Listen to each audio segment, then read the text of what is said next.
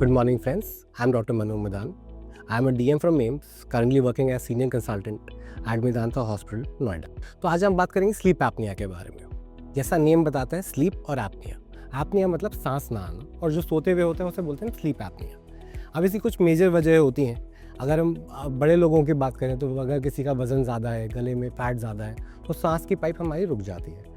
अगर हम बच्चों की बात करें तो जिनके टॉन्सिल्स या एडिनॉइड्स बढ़े हुए हैं, उनमें टॉन्सिल एडिनॉइड्स की वजह से सांस रुकने का खतरा होता है, जिसकी वजह से रोज़ रात को वो सोते हैं तो उनका सांस रुक जाता है और ऑक्सीजन लेवल्स कम हो जाते हैं। इसके रिस्क फैक्टर्स होते हैं, अगर आपका वज़न ज़्यादा है या आपकी नाक की हड्डी बढ़ी हुई, आपको बार बार जुकाम होता है, या कोई छोटा बच्चा है जिसका टॉन्सिल्स या एडिनॉइड्स बढ़े हुए हैं, या फिर कुछ लोगों में जीभ पीछे गिरने का रिस्क होता है, जो जीभ पीछे गिरने से ही सांस को चोक कर देता है। इस बीमारी के लक्षण होते हैं, क्योंकि जैसे हमने बात की कि रोज़ आप सोते हुए आपका सांस रुक जाता है। अब सांस रुकता है तो क्या होता है कि आपके ऑक्सीजन लेवल्स कम होते हैं, ब्रेन आपको बोलता है उठो, आप उठ जाते हो और आप गहरी नींद में नहीं जा पाते। जब भी आप गहरी नींद में जाने की कोशिश करते हो, आपकी सांस रुक जाती है। जैसी सांस रुकती है, आपके कैटेकोलिन लेवल्स बढ़ जाते हैं, आपके स्ट्रेस लेवल्स बढ़ जाते हैं। ये आपको अगले दिन दिखता है।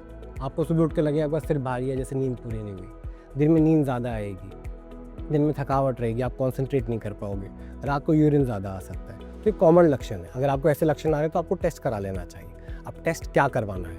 टेस्ट करवाने में हमें करना पड़ता है स्लीप स्टडी, जो रात भर का टेस्ट है, जिसमें ये देखा जाता है कि आपका सांस कितनी बार रुक रहा है, कितनी सिवियरिटी कितनी है, आपके ऑक्सीजन लेवल्स कम हो रहे हैं या नहीं हो रहे, क्या उससे हार्ट पे, ब्रेन पे, लंग्स पे कोई दुष्प्रभाव आ रहा है, कोई साइड इफेक्ट्स आ रहे हैं जो आपको लॉन्ग टर्म में कॉम्प्लिकेशंस दे सकते हैं।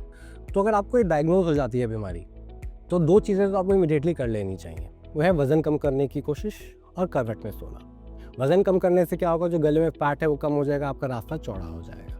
अगर आप करवट पे सोओगे तो आपकी जीभ पीछे कम गिरेगी तो रास्ता भी कम पतला होगा। इसके अदर ऑल्टरनेटिव्स होते हैं। अगर हम ट्रीटमेंट की बात करें, अपार्ट फ्रॉम सीपैप, वो आते हैं। एक तो वेट रिडक्शन, जो मेन थेरेपी है। इसके ट्रीटमेंट ऑप्शंस बेसिकली 3 होते हैं। एक तो हमने बात की सीपैप की। इसके अलावा 3 ऑप्शंस जो हमारे पास हैं वो है, एक तो डेंटल अप्लायंसेस। डेंटल अप्लायंसेस क्या करते हैं कि आप रोज़ मुंह में एक डिवाइस लगा के सोओगे कि आपकी जीभ पीछे ना गिरे। जीभ पीछे नहीं गिरेगी तो आपका सांस नहीं रुकेगा। दूसरा होता है सर्जरी। अब सर्जरी भी 2 टाइप की है। एक है वेट लॉस की सर्जरी, जो इनडायरेक्टली हेल्प करती है, पीडियाट्रिक सर्जरीज बोलते हैं, या फिर जो एक डायरेक्ट सर्जरी है जो ENT वाले करते हैं, जो कि नाक की हड्डी आपकी बढ़ी हुई है, नाक की हड्डी टेढ़ी है, टॉन्सिल्स या एडिनॉइड्स है, तो कुछ पेशेंट्स में जब ये सर्जिकल कॉज है तो वहाँ हम इन्हें ट्रीट कर सकते हैं। और तीसरा रास्ता होता है मेडिकेशन में एक मेन थेरेपी आती है Mounjaro, which is recently approved for sleep apnoea. वैसे तो ये बेसिकली डायबिटीज़ और वेट लॉस की मेडिकेशन है, बट ये आपको स्लीप एपनिया में भी मदद करती है।